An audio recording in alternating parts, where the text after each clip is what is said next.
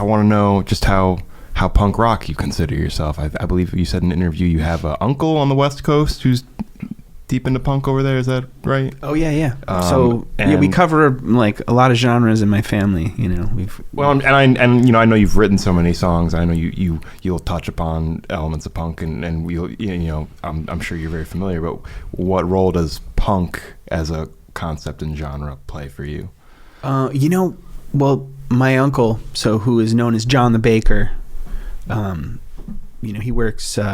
has worked at Alternative Tentacles with really? That sounds so familiar, John the Baker. I don't know from where, but I used to be way in Dead Kennedys, and I used to look through Alternative Tentacles website when I was in high school. Yeah, well, he's got a few bands, Instant Asshole, Slimy Penis Breath, all classics, no one could forget, his songs if you've heard them. Fist Fuck the Pope, that's the classic. Wait, what was the first one? I'm confusing. Slimy Asshole, that's not what it was. What was the No, but that's probably his next band. Slimy Penis Breath. Slimy. And they opened up for what asshole? Sorry. I'm not sure who they opened up for, but they were punk band in the That's area, amazing. and those are great titles. He did end up going to the West Coast and running like an underground venue there called Burnt Ramen, which was pretty well respected in the punk scene. It was off the grid, but they still had electricity, and we got to go and swing by in there and play there. Really? Yeah. Wow. Yeah, we did. And it's a funny thing. It's like we were actually respected by the punks on the scene there.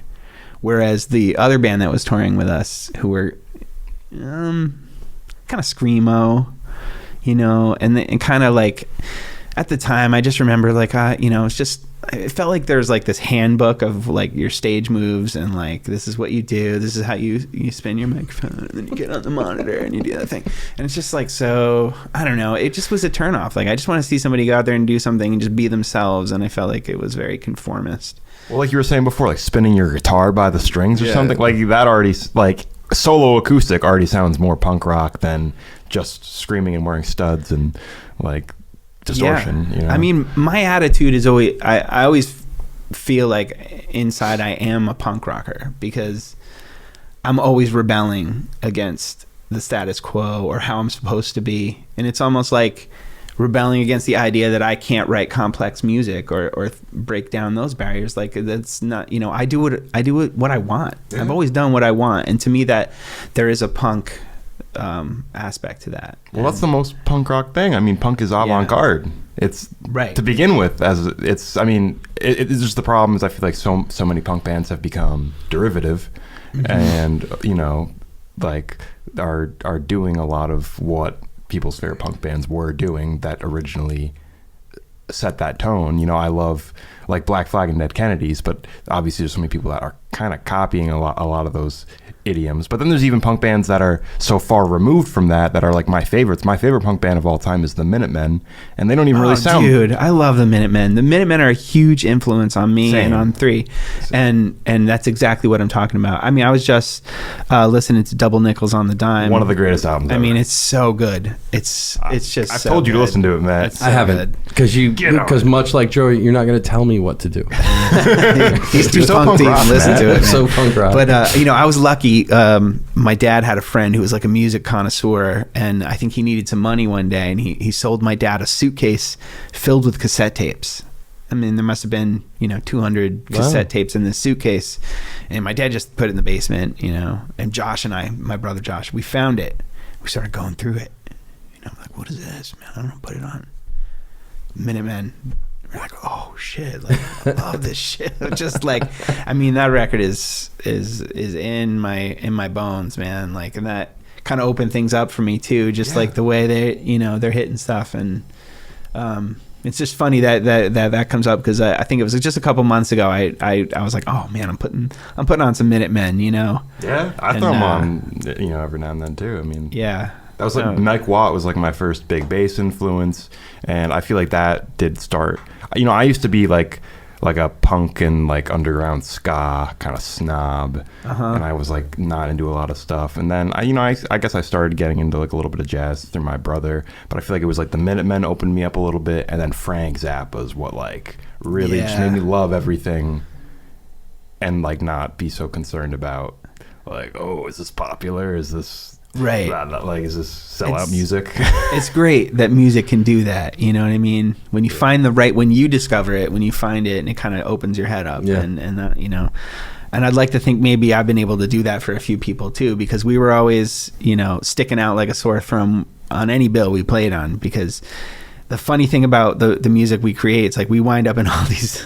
Or I find myself in all these different situations, you know, and it just couldn't be more night and day, you know what I mean? It's like I'm doing something with the Bad Brains, and then, you know, then I'm on tour with Heart. I ask you about that too. You know what I mean? Like, but you know, there is a thread that runs through all of that, and you know, man, the Minutemen, hugely influential for sure. Oh my God, I mean, and I don't know where I'd be without that stuff. But there was also, you know, there's the local music scene too. That there was a band called Peace Bomb back in the day in the 90s around here. I don't know that band either. Peace Bomb was awesome. They weren't like anybody else. Like they just had their own sound, and the rhythm section was insane. I mean, the bass and drums were just super creative. It was almost like, I mean, it wasn't really a lot of like metal so much on our scene happening, but it was like almost having like a funkier metal rhythm section with like lots of double kick, but it was like the bass is really like right with the double kick, like slapping and popping, but it sounded good. It wasn't annoying. You know what I mean? It was like, it was really tight, and a lot of finger stuff too. But the songs were just like zany, like wild progressive shit. And you know, when I saw that band play, my brother and I saw them, we were just like, what? It just blew our minds. You know what I mean? Like nobody. They were right in Woodstock. They were based out of Kingston. Wow. They were in Chris Gagne's loft for a while, above Ulster Lighting on Broadway. Wow, yeah. I know exactly where that is. We played a legendary show there when we were in high school. We got to open up for Peace Bomb. Really? And we called it the Jello Jam. And the thing was, like, everyone coming to the show bring a bucket full of Jello. And we filled a pool inside with Jello, and we had Jello wrestling during the music. Which I thought was a great idea at the time. I was like, oh, it's going to be awesome. And then my girlfriend pushed me into the Jello, and I went in head first. I was covered in Jello. And so you had to call Tony Levin. I called Tony. There was nothing he could do. He's got no pull when it comes to Jello. But all hell broke loose. People went completely insane, and people started just taking handfuls of Jello and throwing it.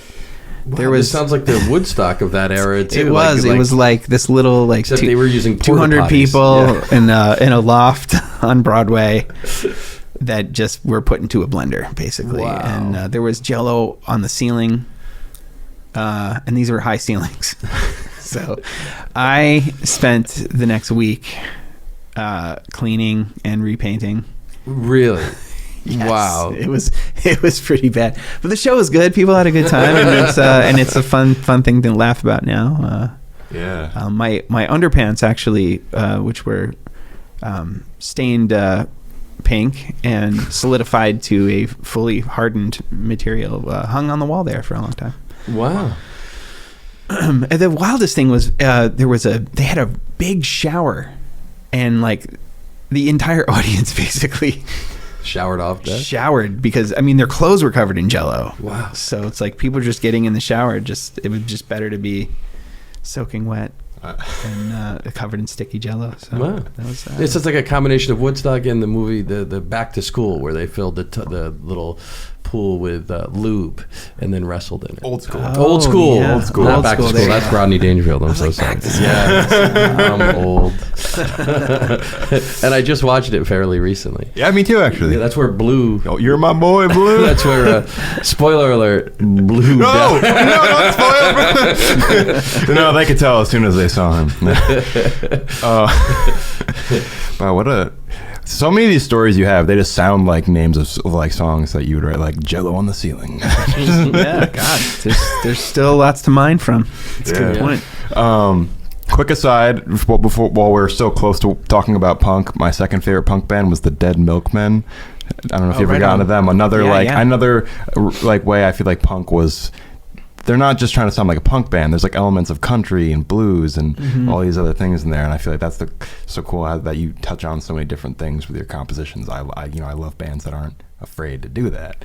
Yeah, and that definitely comes from that punk, sort of energy. Like, I'm gonna do what I want, especially if you tell me I can't do that, and say like, no, that's not what an artist is supposed to be. You're supposed to be one-dimensional, easily marketed. And it's like, yeah, I've rebelled against that my whole life, because that's not who I am, and I'm just trying to be honest about who I am, and who I am changes every day. Someday, like, I mentioned I was going through a dark time. I started writing country songs, man. Ooh. And it's like I'm not sure, how I feel about that. I'm like, do I even like this song? I don't know if I do. I'd like to hear that. Is any of that on your Patreon? Well. Yeah, there is one tune. Okay. I mean, okay, it's to call it a country song. Does it come out country or no? The chorus is kind of country-ish. Okay. You know what I mean? But the other parts are like very proggy. I don't know what to really call it. So it was like a pickup truck, but it had spinners on it. It was like a flying pickup truck that could open portals into other dimensions. Nice. It was a pickup truck, but it had 7 wheels. Nice. Yeah. 3 wheels. 9 wheels. Yeah, 9. Sorry. Yeah, come on. Have you learned nothing?